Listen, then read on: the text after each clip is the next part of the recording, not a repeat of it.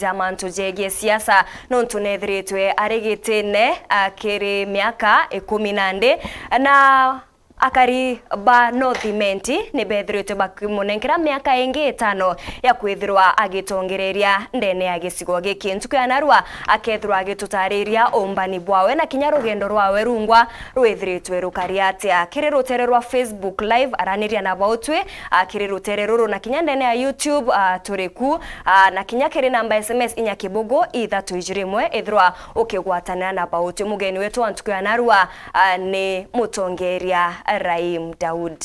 Asante sana kwa kufika kwenye studio zetu za Weru TV.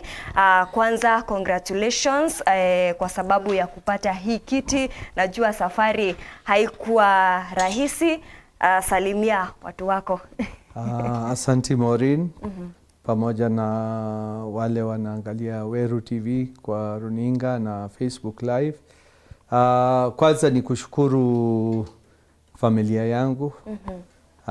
Watu wangu wa ofisi wakiwa chief agent pamoja na PA wangu na ofisi mzima wakiwa na manager na agents wangu wa kila kituo, na mwisho ni kushukuru wakazi wa Imenti wale walinipigia kura na wale hawakunipigia kura. I hope mara hii nitaweza kuwa convince next time wanipigie tena. Lakini kwa wakati huu na washukuru wote waliweza kupiga kura na kudumisha amani kwa kituo. At least hatukukuwa na violence kwa kituo. Na basically hii sasa sio mara yangu ya 3. Mimi nimekuwa counselor. So hii ni miaka sasa ninaenda kuserve inakuwa 20. Wow. Nikiwa miaka 5 nikiwa counselor ya commercial ward. Baadaye mara 2 mjumbe, sasa hii ni mara ya 3 kukuwa mjumbe. So nafikiri nimekuwa kigogo ya Imenti. Nyomo ya kidhaka. Hiyo ni sawa kabisa. Lakini sasa safari ya kampeni imekuwa vipi? Najua haijakuwa rahisi kwenda kupiga kampeni pande tofauti za Imenti. Haswa kumekuwa vipi? Kampeni ilikuwa ngumu. Hii ni wakati wa kwanza nimekuwa gombea uhuru ama independent. So silikuwa na vile singeweza kuenda na naibu wa rais, Deputy President Ruto akifanyia campaign. Unaona anafanyia Alima campaign, Gachagua anakuja anamfanyia Alima campaign. So ilikuwa ngumu kwa nikiwa peke yangu. Lakini nilisema nitakaa hapo tu na nilifanya campaign, lakini ilikuwa ngumu, sio ati ilikuwa rahisi. Lakini at the end of the day nimeshinda number 2 na karibu kura 12,000. Na huyo ni CK, na number 3 nimemshinda na karibu 15,000 na kitu juu 16, hata sio 15, 16. So haikuwa mbaya. Kwanza wakili Ken alikuwa number 4 nafikiri ama 5, alikuwa number 5. Nikampiga na 23,000 na ngiri murongo ire na 3. Naona Kimeru kimekuwa sawa. Najua Kimeru si ati sijui, ni vile naongeanga na wale hawaelewi Kiswahili. Uliweza vipi kupata zile saini ule wakati wa ili uwezeshwe kukamilika na pia IBC iweze kukusaidia? Sonyi mlikuwa mnaitishwa kama saini ngapi? Tulikuwa tumeitishwa sahihi 1,000 peke yake, ngiri moja. Lakini nilienda tu Kinoru nikapata 4,000 siku ya kwanza. First stop. Sasa hata ningesimamisha ingekuwa sawa. Lakini mwisho ya pale nikizunguka Imenti mzima ward yote nilikuwa na 25,000 signatures. Na kura nimepigiwa zaidi ya 26,217. So ukiona ile signatures nilicollect ndio inafanana. Na pia ningepata hata kura zaidi. Ni vile ilikuwa baridi na watu hawakuweza kujitokezea kupiga kura. Na mbona uliamua kukuwa mgombea huru? Manake nilikuwa nadhani labda mtu akiwa kwenye chama labda anakuwa amesaidiwa kidogo. Nilikuwa 2017 ndio nilipata ile lesson yangu ama shauri wakati niliingia kwa Jubilee. Tulikuwa na Motea Iringo tukipigania kiti ya Jubilee nomination. Na hiyo nomination nilitumia pesa, nikapelekwa Jubilee House petition na Motea, nikashinda, alafu nikakuja kufanya tena kura. Ikakuwa ni kazi mingi sana kurudia mara mbili. So ndio niliamua sitaenda nomination. Na nikiwa naibu wa rais tulikuwa tumeongea naye na wengine. Lakini kila chama, hata Governor Kiraito alikuwa amesema niende nomination na CK, nikasema sitaenda. Kwa UDA pia Halima alikuwa amesema lazima tuende nomination. Nikasema sitaenda because nilijua nikienda nomination hao wote watagang up na wanitoe, alafu niambiwe nilishindwa kwa nomination. Sasa kutafuta kura tena ingekuwa shida. So that is why niliamua kama sitapata direct nomination, mimi nitaenda kwa debe nikiwa independent. Na nilitoka kwa chama mapema sana. Hata sikuenda nomination March 15th wakati nilikuwa Weston. Nilikuwa nishatoka kwa chama tayari na silikuwa nimeingia kwa UDA. So niliamua kama niko na nguvu nitaweza kuendelea. Lakini wenye chama walinipiga. Wakiwa kama Governor Kiraito alikuwa anampigia debe CK. Hata kuna wakati Mheshimiwa Murioki alisema 2017 na 2013 Kiraito ndio aliniibia kura.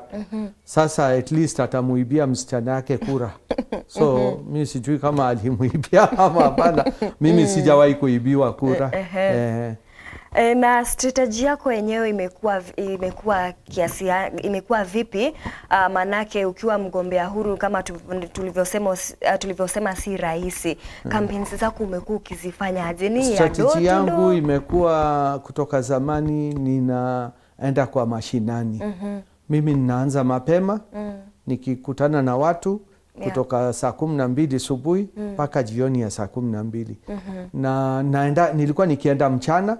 Sio kama hao wapinzani wangu wanaamsha watu usiku ndio wanaenda kuongea na hao usiku ya masaa 8, wanaanza saa 2 mpaka saa 12 wanaamsha watu. Mimi yangu ilikuwa ni mchana. Na naenda kukutana na hao, nikimwambia mtu nitakuja na naenda. Lakini wapinzani wangu waliniharibia mwisho wakiambia watu ati mimi nakuja na mimi hata sijapanga, wananipangia mikutano zangu. Lakini mwishowe wananchi walikuja kujua ni wapinzani wananiharibia. So ndio waliwakasirikia, ndio wakapiga kura kwa fujo. Wakanipigia ndio this time difference 1 na 2 ni more than 12,000. Na mimi naendanga kwa watu bila bodyguard. Ukiona hata mtu hajachaguliwa anaenda na watu 4 ama 6 kuenda kwa watu, na wana madharau kwa wananchi. Wewe ni mtu wa watu. Mimi ni mtu wa watu kabisa. Nikiangalia kwenye upande wa Facebook Live, Dennis Agweru anasema congratulations Dawood, kiongozi bora, remember Soweto. Mwingine anasema congratulations to Rahim, MP wetu, next mwambie atafute senator. I think hiyo ni swali nitakuuliza baadaye. Huyo amesema ni General Godi. Mwingine anaitwa Doti anasema congratulations Mheshimiwa Rahim, you've served North Imenti to your best and that's why you deserve another term to serve. Mwingine anasema basari number 1 scorecard.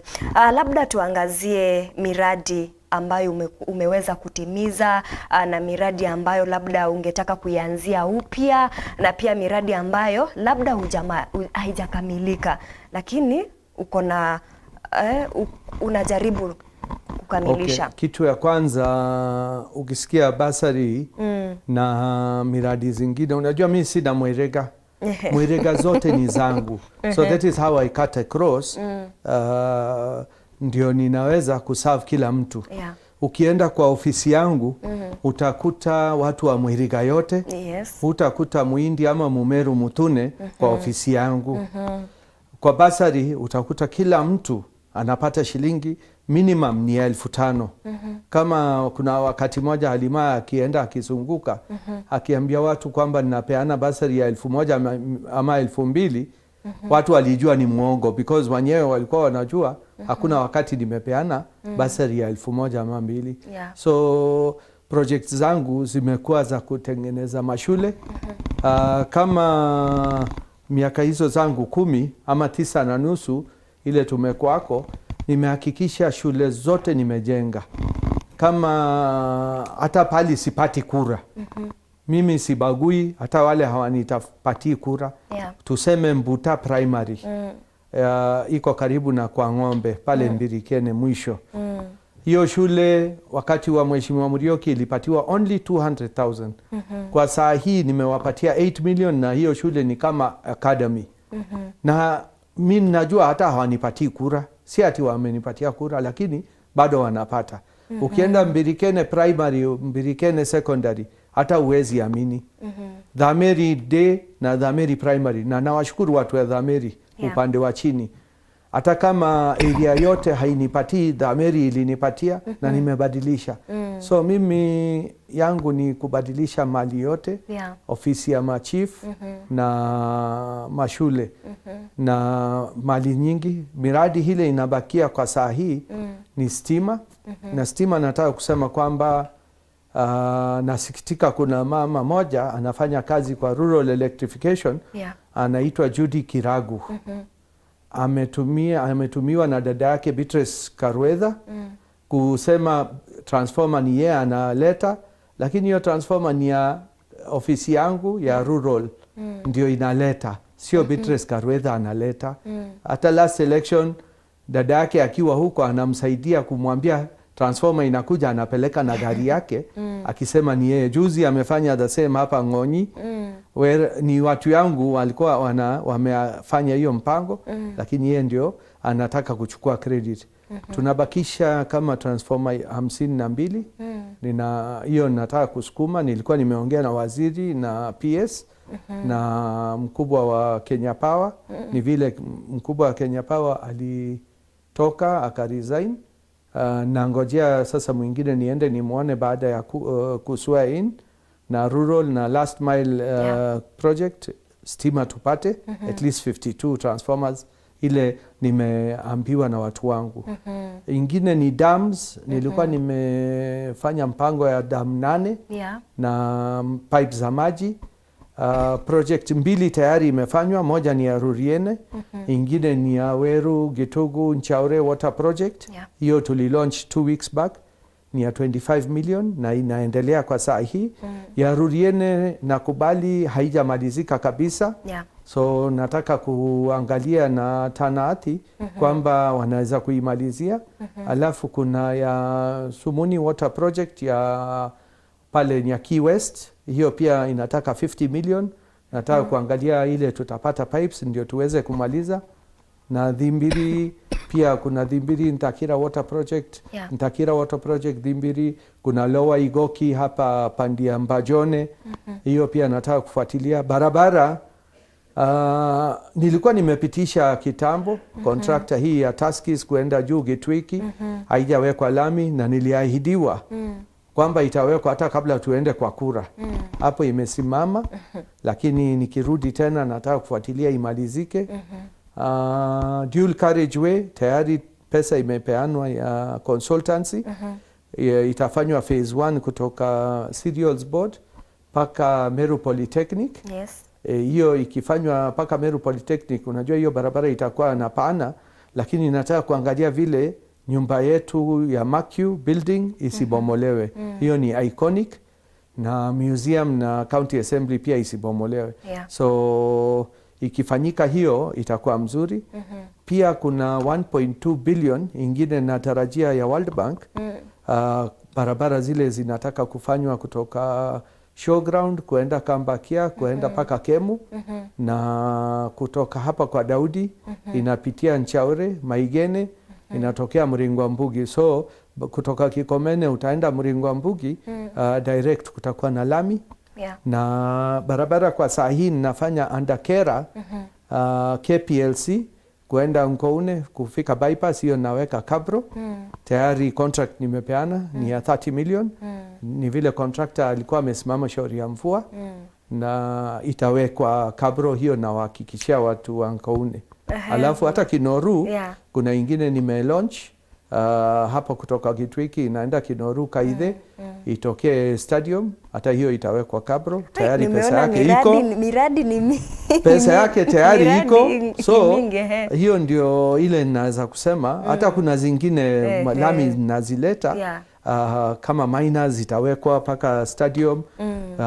Tuangalie, ziko barabara nyingi kutoka 3 stairs nataka kupanga iende paka Gitoro dispensary.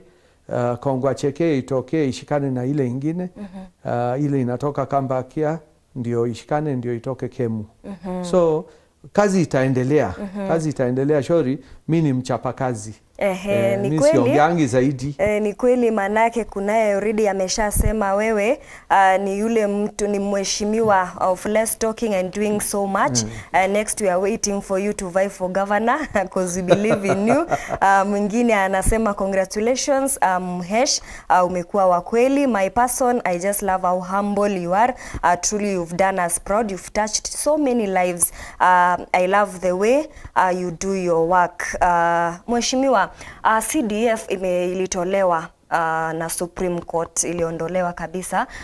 Sijui kwa hizi viti vya ubunge, sijui wewe utaanzia kivipi? Miradi yako itakamilika aje? What next?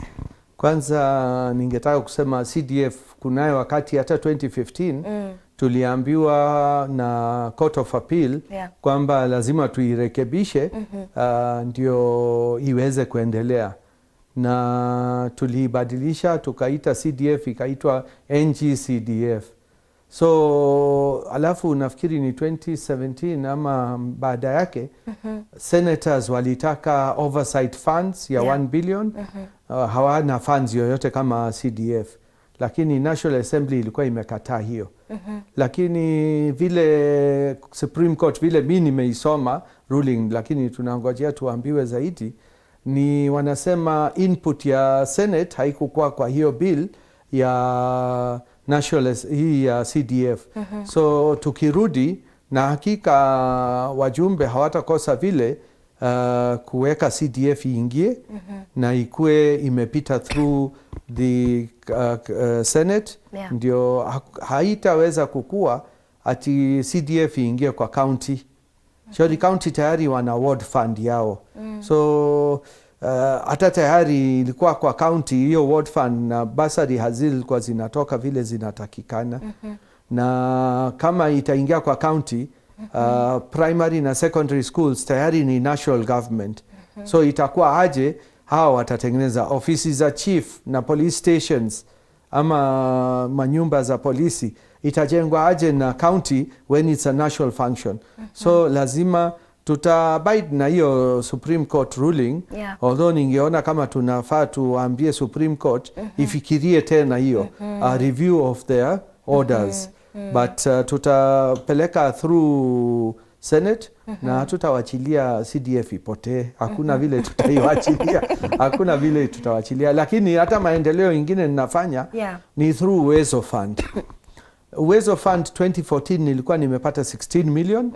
Sahi niko number 1 Kenya because nimepeana up to 60 million ya Uwezo, na niko number 1 ya Kenya mzima kwa kupeana kwa Uwezo. So maendeleo bado nitaleta, si ati sitaleta. Kama hii mambo ya barabara sio through CDF. Hata hiyo mambo ya transformers sio through CDF. Hiyo mambo ya maji sio through CDF. Kuna mambo zingine ile inafanya sio through CDF. Inafanya juhudi yangu kutafuta. Wanguge anasema real leader. Milk Nick Jr. anasema congratulations big man, independent mind, always build strong men, mbele iko sawa. Na Rahim Azizazion anasema much respect sir, tuchape job kwa wingi. Tuna appreciate you, big up. Kuna mwingine alikuwa amesema mheshimiwa na ngoja kujengewa ofisi Gakoromone. Hiyo ni labda ni assistant chief wangu. Assistant chief, exactly. Nimepeana 1.1 million ya hiyo ofisi ya chief. Na hiyo nimepeleka hata swali bunge. Yeah. Na nangojea, nimeongea na CC, nilikuwa nimeongea na CC wa county wanipatie hiyo kiwanja. What happened, miaka 25 uliopita, hiyo kiwanja ya clan, hiyo ya Gakoromone hapo, Mpuone, imegrabiwa. Na nimepelekea hata waziri Karonei, na walinijibu kwamba ilipeanwa through the county council ya zamani, na kuna watu waliallocatiwa wako na title. So ninangojea kuongea na wenye wale wako na title pale tunataka kuweka ofisi ya chief, ni waombe tu wanipatie hiyo kiwanja kiroho safi. Hatutaki kuendeshana kwa EACC ama mali ingine ama kotini. Ni mzuri wanipatie roho safi, nijenge hiyo ofisi. Pesa tayari hiyo, hata haitangojea pesa kutoka Nairobi ya CDF.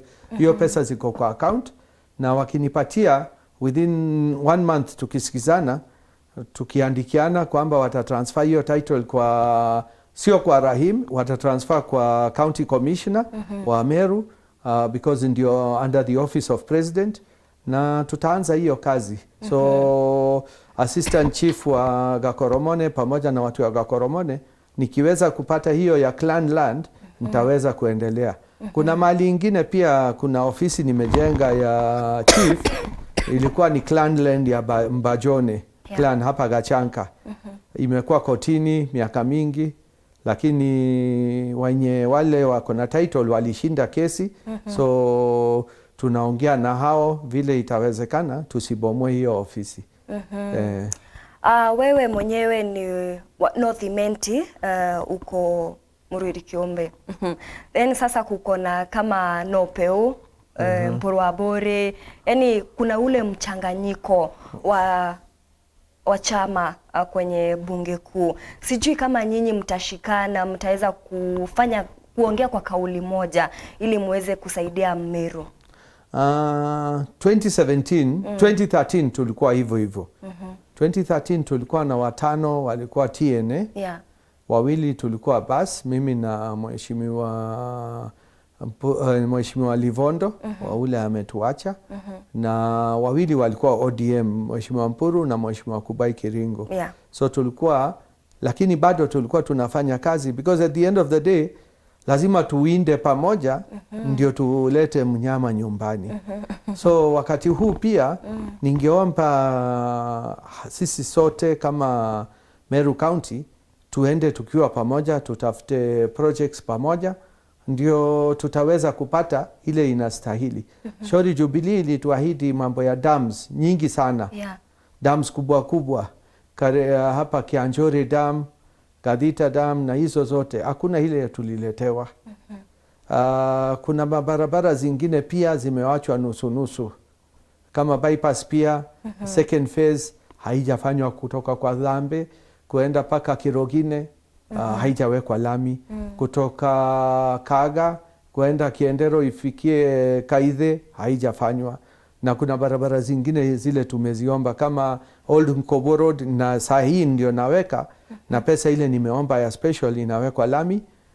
Kutoka Kianjori kuenda Gachiege haijafika Getebe, lakini kuna pesa ingine nimeomba, nataka kutoka Ngonyi ikuje Getebe iteremke ishikane na Gachiege. Ingine nimeomba ya Kiruero kuenda Chogo iende Kaudhene itokee Kaithe, ingine itokee Kadhithi itokee Irene, na kutoka Mate Road ipitie Nkabone itokee Irene tena. So tukiwa pamoja tutapata. Tutapata hiyo, lakini nikiwa independent ndio nataka kusukuma zaidi, because kama kuna tie kwa parliament katikati ya Azimio na Kenya Kwanza, sasa ule atashinda wakiwa watanisaidia watu wangu. Unajua Mmeru husema ule alioa ina yako ama mama yako ndio baba yako kabisa. Watu wanaendelea sana kutuzungumzia kwenye upande wa Facebook Live, watch this space. The next governor Meru County, mwingine anasema a great man you are. Congratulations Muhesh, you are a leader who should be emulated by Kenyans, especially to fight away ethnicity. A great man you are. Mwingine anasema congratulations my mheshimiwa wa kusema na kutenda. Basil, tunangoja utumalizie lami ya Gashiege. I think hiyo ni kitu yenye utakuwa ukizungumzia tukiendelea. Ni miswada ipi ambayo umeweza kusaidia ikapitishwa kusaidia Wakenya na pia North Imenti na Wameru kwa jumla? Mswada ya kwanza nilipitisha 2015. Ilikuwa ni kila constituency ikuwe na ICU na blood donor unit. Serikali wakati ule ilisema haitaweza kufanya yote mara moja because ilikuwa ina cost 29 billion. So lakini as time ime progress tumeangalia at least kila county ina ICU unit. So hiyo at least ilisaidia wananchi na tumeendelea mbele. Muhula wa pili nimeleta msaada wa hii Kenya Deposit Protection Insurance Fund. Kama kuna mtu zamani ilikuwa ni 100,000, banki ikianguka anaweza kupata ile pesa yake, hata akiwa na milioni atapata 100,000. Lakini ilikuwa nimependekeza mtu akiwa na chini ya milioni at least 1,000,000 apate, lakini rais alikataa, pamoja na bank nyingi zilikataa na serikali ya treasury ilikataa, ikasema ikiwa milioni banki zitaanguka. So wakaipunguza ikakuwa nusu milioni. So kwa saa hii iko kwa sheria, sio regulation, ni sheria kwamba mtu yeyote akiwa na nusu milioni ama chini yake atapata pesa yake. Hata banki ikianguka serikali lazima ilipe. So hiyo inasaidia hata watu wa mitumba, wale wenye biashara ndogo ndogo. Mtu amesave up pesa ya kununua nyumba ama gari ama anafanya kazi ya mitumba ama kazi ingine.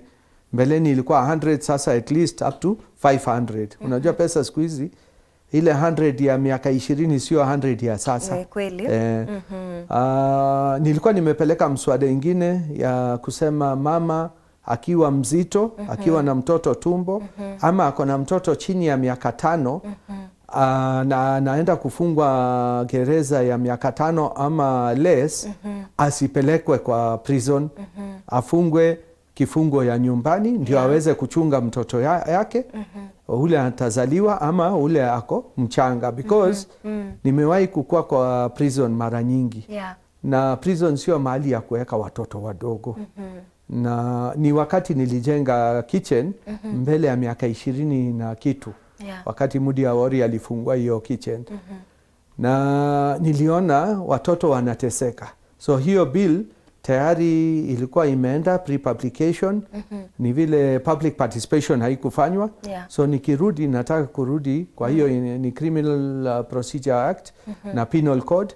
Tunataka kubadilisha ndio mama asifungwe, labda akiwa amefanya ile ya kuua ndio hiyo, that's a different case. Lakini akiwa atafungwa miaka 5 na chini, hakuna haja kumpeleka akiwa mzito huko, na hiyo ndio itasaidia kwa jela. It's not the right atmosphere kabisa kwa watoto.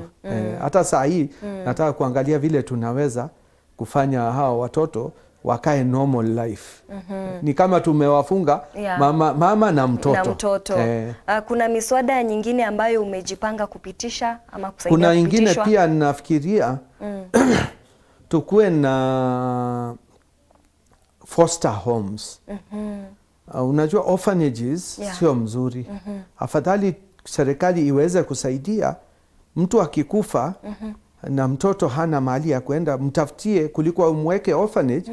Tafuta pali ataweza kukaa in a home environment, ndio alelewe kuna baba na mama. Yes, serikali isaidie hiyo familia kufanya foster homes. Ulaya inakuanga. So I want to see kama tunaweza kufanya hiyo. Pia nataka kuangalia kama tunaweza kubadilisha sheria ya uchaguzi, kwamba wakati huu mtu alikuwa amehamishwa kutoka kwa kituo yake anaenda kituo mbali, mtu anaweza kufaa apige electronic kura na pia sio lazima aende paka kwa kituo ile alijisajili, anaweza kujisajili mali yoyote. Pia tukue na mtu akipata ID tu, sio lazima akue kwa voters aende kujisajili kwa IEBC. Anafaa aweze kupiga akiwa na kipande, because wengi hawaendi kujisajili na tunatumia pesa nyingi IEBC ati tunaenda kusajili watu na watu hawako kwa register. Right now ukiangalia wanasema tuko 20, we missed our target by 4.5 milioni. Lakini kama watu wangekubaliwa, hakuna mambo ya kusajili, bora una kipande na unasema ni wapi unataka kupiga kura. That is all I think. Kama inaweza kufanywa electronic, inaweza kuwa mzuri sana. Mheshimiwa, je, uko tayari kufanya kazi na gavana mteule na pia MCAs ambao wameteuliwa kwa North Imenti? Umejipanga vipi kufanya kazi nao? Mimi sina shida. Mimi hakuna gavana hata wa zamani nilikataa kufanya kazi na hata Mheshimiwa Munya, hata kama tulipigana naye wakati kiosks zilibomolewa, silikuwa nimempigana naye kabisa. Lakini hata gavana Kiraito sijawahi kumpiga hata siku moja, hata kama tulikosana. Shauri mambo 2-3 hawakunifanyia. Kama stadium hawakunipatia hiyo nyumba ya CDF niweke police station na ofisi ya chief, nimeandika. Kama shauri yako walikataa kunipatia barua ndio niende nipate title ya watu ya shauri yako, na baada ya kuandikia mara ngapi mpaka wa leo hawajanipatia. So nitafanya kazi na Mheshimiwa Kawera Mwangaza. Mimi sina shida na yeye, ni rafiki yangu. Hata kabla niingie bunge alikuwa rafiki yangu. Nilikuwa namnunulia simiti Mwangaza stores. So mimi nitafanya kazi na yeye, na hakika MPs wote wa Meru hawatakuwa na maneno. Yeye akituita tutamuitika na tutaongea na yeye na tutasaidiana kuendesha Meru iende mbele. Bora atuambie anataka tufanye kazi na yeye. Lakini niliongea naye juzi nikimcongratulate na akaniambia tutafanya kazi pamoja. So sina shaka tutafanya na yeye. Upande wa MCA, last term of parliament kuna MCA moja hatukusikizana naye paka wakati wa mwisho, ndio mwaka wa mwisho ndio tulisikizana. Lakini alitoka kwa ofisi. Unajua MCA watatu last parliament wametoka kwa ofisi yangu. Moja ni Murega, mwingine ni Paul Bagine na mwingine ni Robert Kithenji. Walikuwa kwa CDF na Murega alikuwa PA wangu. Mimi ile ninasema tu MCA ajue yake, line yake, na mimi nifanye line yangu. Shauri pale tulikuwa hatusikizani ni barabara nikifanya, MCA anasema ni yeye amefanya. Hapo ndio nilikuwa nikishindana nao. Lakini wacha tufanye kazi, because ule alipigia MCA ndio amepigia MP, ndio amepigia governor. Hata senator, women rep na president. So ni wananchi, ni ule. Na mimi niko tayari kufanya kazi na MCAs wangu. Ni moja tu sijajua ni nani. Tunaenda uchaguzi tarehe 23. Na mimi sitasema niko na favorite. Wananchi wale watanipatia ndio nitafanya nao kazi. Turudi nyuma kidogo katika uchaguzi na ule wakati ambao kura zilikuwa zinahesabiwa. Kulikuwa na mgogoro ambao ulitokea hapo kidogo. Rahim, kura vipi? Mzozo ulikuwa hapo sana. Tufafanulie. Unajua sitamtaja ni nani. Ama hata nikimtaja Beatrice Karuetha. Dada yangu sijui shida yake ni nini. Alileta yeye pamoja na blogger wa Halima Mocheke. Sijui nitamuita mjinga ama nitamuita mambo gani. Walisema kura za MP zimepigwa 50,000, ya governor, senator na president zimepigwa 30,000. Sasa wanatumia hile, mimi nimehesabu. Mimi nilihesabu yangu hile, si ati nilikuwa nangojea IBC nitangazie. Mimi nimekaa tallying center siku 3 nikiwa hapo nahesabu kura zangu na form 35.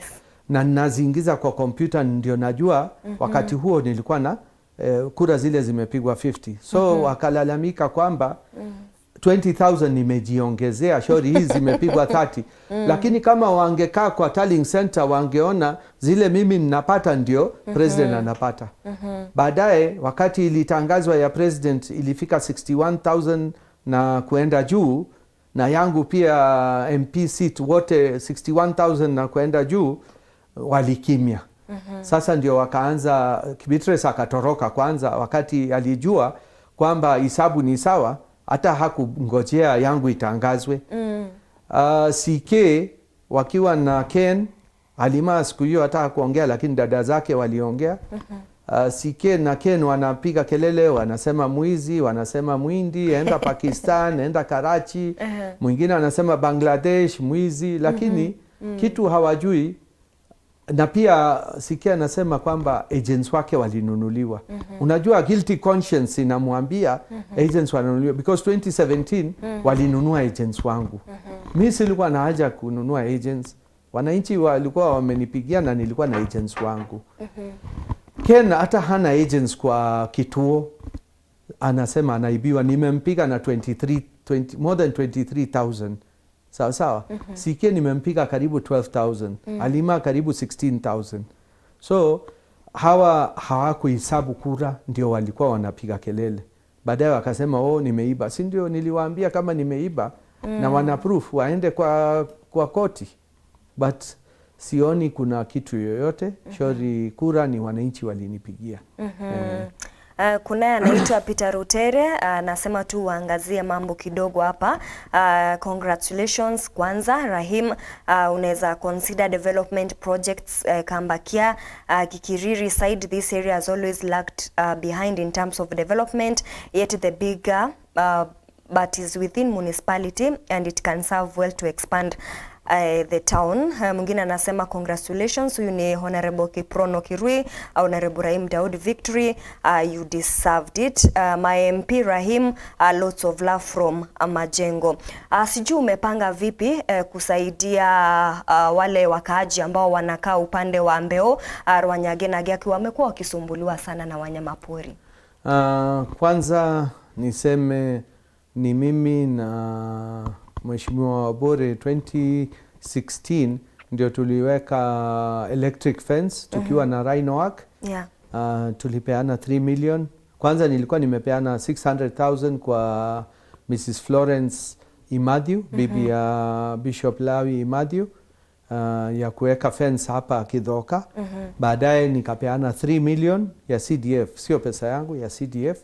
Kwa Rhino Arc tukaweka ua kutoka Bore ikapita all the way Pandia Kidhoka ikafika, lakini pale ilifika Tigania West ndio tulikuwa na shida, because mheshimiwa ule alikuwako wakati ule Karedhi alikuwa amekubaliana na governor ndio atamtolea hiyo 3 million ndio ua iwekwe na Rhino Arc. Sasa vile haikuwekwa, ndovu zilikuwa zikipita kutoka huko Mukondo ikipita Ronyange, Mbeo paka Gyaki, lakini tumeweza kucounter hiyo kidogo kidogo. Hazipiti vile zilikuwa zikipita zamani. Shida tumekuwa na serikali kuu na Ministry of Wildlife na KWS ni kulipwa compensation. Mheshimiwa Kawera Mwangaza akiwa mjumbe women rep alikuwa ameuliza swali kwamba Meru County ni pesa ngapi hazijalipwa. 20 nafikiri ilikuwa 2016 2017 na mimi pia nilikuwa nimeuliza. Na huwezi amini tunadai serikali over 150 million paka 200 million kama Meru County ya compensation hile hatujalipwa. Hata saa hii North Imenti kuna compensation nyingi hazijalipwa, na nimepeleka mara 2 kwa waziri Balala na KWS director, na watu yangu wa Kidhoka na area zote wanangojea hizo pesa. Hata mtu wa Bore moja nilikuwa nimemsukumia, alikuwa amekufa, alipata 5 million. At least hiyo ilipatikana 2017. Lakini watu wangu wengi wanangojea wildlife compensation. Forms ziko rejected for one reason or another, lakini tuliagana na KWS nifuatane hapa na Meru, na tumeongea na warden mama ndio tuweze kusikizana. Zile ziko rejected, kama ni makosa yao watuambie nipate full brief ndio niende kwa KWS. Lakini serikali ile inakuja inafaa iweke pesa ya kutosha kwa wildlife fund. Sasa kwa mwaka ikiweka 500 million na ni ya nchi mzima na Meru peke yake inadai 200 million. So hiyo pali zingine itapata nini? That is the problem. Tunapata only 20-30 million in a year. Zakia Kendi Mohamed anasema alhamdulillahi, hayo ni maneno yenu. Hayo ni kushukuru Mungu. Mwingine anasema Rahim has conquered. I think some of our leaders need to learn from him, down to earth with his money. Mwingine anasema congratulations my mheshimiwa, continue with your good work. Nafikiri rais akitangazwa tuseme by leo ama kesho, atakuwa na wabunge 12 ambao walikuwa wabunge huru kiumbe. Sijui utaegemea upande upi, Kenya Kwanza ama utaenda kwenye Azimio? Mimi sitasema kwa sahi because niko independent. Ule atachaguliwa kama president kama atanihitaji, na ile itaserve watu wangu. So wakati president atatangazwa, nitatoka kwa watu wangu niwaulize mungetaka niende wapi. Unajua at the end of the day haja yangu ni maendeleo ifike North Imenti, sio mimi mwenyewe binafsi. North Imenti ipate maendeleo, na ule ataweza kunipatia maendeleo ndio nitaenda kwake. Lakini North Imenti imepigia kwa wingi kama 51,000 kura kwa naibu wa rais Ruto. So hawa ndio wataniambia pale nitaenda. Mimi sijasema kitu, nimesema tu pale wamepiga kura. Lakini at the end of the day ita depend ni nani anashinda. Kile ule atashinda na atanipatia maendeleo ndio nitaenda kwake. Kuna mwingine anasema hata bursaries umepatiana kwa wingi. Mwingine anasema equal distribution of bursary to everyone made you our MP again. Labda ni vipi umeweza kubalance miradi yako? Unakuwa huu upande hakuna gap, ukienda barabara hakuna gap? Kwanza kwa bursaries, nataka kutangaza kama CDF itarudi. Tumesema kwamba mwaka hii tutarudisha day bursaries. Hiyo nilikuwa nimeahidi hata kabla ya kura, na napeana ahadi tena. Tutapeana hata kama ni 3,000 ama 4,000 shori day schools. Hata utaona wengine wako wamepata national school lakini hawana pesa ya kuenda. Hata ninapeananga pesa yangu, sitangazangi. Lakini vile ninafanya mradi, naambia watu wangu wa CDF kwamba tunapeana kama ni tuko na 60 million ya development. Shori 35-40 million ya kila mwaka ninapeana kwa bursaries. Kuna moja mpinzani wangu amepata kura 77. Only 77 votes. Nimrod Bundi Stanley. Na anaenda kwa kanisa akasema mimi ninatumia only 4% of CDF. Hiyo ingine 96 inaenda mali ingine. Na for viewers information na watu, ile nyumba najenga Kemu inajenga na pesa yangu. Hakuna pesa ya CDF. Na kama iko waende kwa EACC. Hiyo ni pesa zangu, mimi nimeifanyia kazi. Nimezaliwa kwa nyumba ya mbao, lakini Mungu ndio amenifanya pali nimefika. Upande wa development ninawaambia we have got between 10 and 15 million per ward. So committee inakaa inasema sasa hii shule inataka kujengwa, hii inataka kujengwa, ndio tunafanya. Ile nataka kufanya sasa, nilikuwa nimeomba kanisa ya Methodist wakati moja wanipatie kiwanja ya eka 10 ndio niweze kujenga National Girls School in Meru. Kama Starehe Girls ama Alliance Girls ama kitu kama hiyo, tushikane na wale ndio nikuwe naye. Lakini nilikuwa nimependekeza Pandia Gichonge, lakini sikupatiwa hiyo kiwanja. So sasa nimeomba kanisa zote ama serikali inipatie 10 acres ndio CDF ikirudi nifanye a structure pale, tutakuwa na National Girls School within North Imenti. Hiyo ndio my forward plan, lakini we try pali yote ile tunaweza, na niko tayari if criticism ni ya kweli wacha ikuje, lakini naomba wapinzani wangu wakubali vile umeona Polycarp Igathe amesema congratulations. hao wengine wote, huyu governor wa West Pokot Longanyapo congratulate his ule amemshinda. So wacha wakwe wakubwa. Murega congratulate na Eric Mutweri congratulate. Hao wengine pia wanafaa wakubali. Unajua ule asiyokubali kushindwa sio mshindani. Na 30 seconds tuelezee vipi utaweza kusaidia wale graduates ambao bado hawajapata kazi North Imenti. Kazi ziko kidogo. Vile ningewaeleza, tunataka kuangalia if we can do a program pale wanaweza kufanya biashara zao. Hapo ndio tunaweza kuangalia vile naibu wa rais amesema, incubation program. Tuangalie mtu asitafute white collar job. White collar jobs haziko. So let us look at how we can draw up business ideas ndio tuweze kuwa fund. Tutafute funding because funding iko pali yote iko. And unajua graduates wanakuanga na shida moja, hawana security. Hapo ndio shida. Lakini si ndio nimewaambia kuna uwezo fund, kuna youth fund, wengine kuna women fund. Let us get together tuangalie what business you can do ndio tuweze kuwasaidia. Mimi ni entrepreneur na niko na masters in business na finance. So naweza kuwasaidia kwa maoni, lakini let us think out of the box. Ile tunaweza kufanya. Kuna mwingine amezungumza na kauli yako, from where I sit, Honorable Rahim, competitors need to concede the defeat and accept the will of God. Mheshimiwa, nafurahia vile unawaanika bila uoga. Sijui umepanga vipi 2027? Unajua kunao already wameanza kusema utafute senator, wengine governor. Unajua nilikuwa offered deputy governor. Sio mara moja. 2013 nilikuwa offered deputy governor, nilikuwa deputy governor wa Mheshimiwa Munya. Na ni wakati huo ule alikuwa ameniofa, hiyo ni Senator Kiraito. Kabla tuingie alikuwa waziri, alikuwa ameniofa nikuwe deputy governor wa Munya. Na nimwachie Murioki kiti ya MP. Shori alikuwa kwa basi. Mimi nilikataa. Wakati huo pia nilikuwa nimekuwa offered nikuwe deputy governor wa Senator Mithika Linturi, lakini nilisema kama ni deputy naenda kukua, si afadhali nikuwe tu governor. Lakini mimi sina ile tamaa ya kiti kubwa.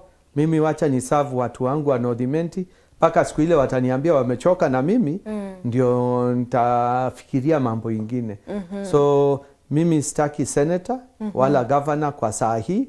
2027 ikikaribia nitawaambia.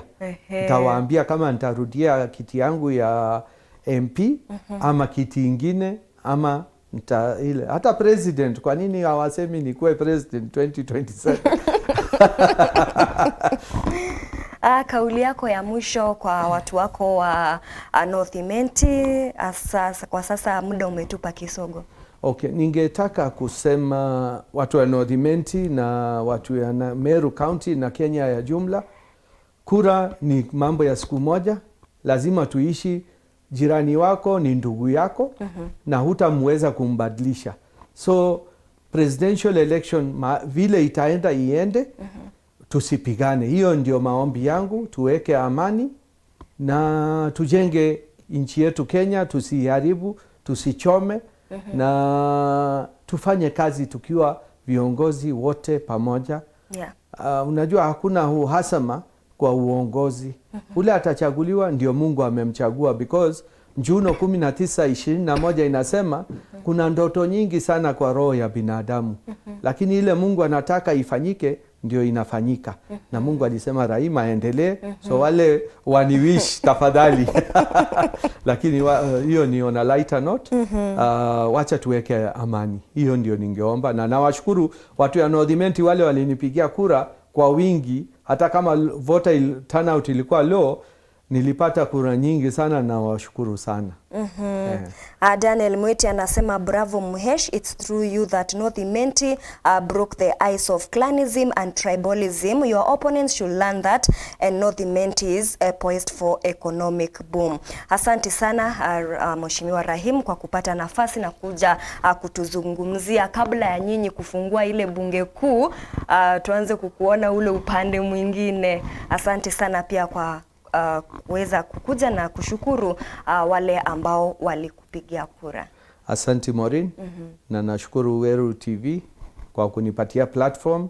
Unajua wapinzani wangu wanasema Weru TV Rahim amenunua. Hakuna kitu nimenunua. Hata nyinyi mnafaa mkuje muongee, mkiconcede muongee. Mimi sikatai. Jana usiku Weru TV sisi, wacha niweke hiyo disclaimer. Weru TV sisi upatia kila hata jana Elias Murega alikuwa hapa jana. Exactly. So watu wasiwekee Weru TV ati imenunuliwa ama nini, hapana. Kila mtu ana uhuru ya kukuja hapa, na nashukuru Weru TV na Weru FM kwamba imekuwa very neutral kwa kazi zote inafanya. Na nawapongeza kwa new look studio. Inaonekana maridadi sana. Asante sana.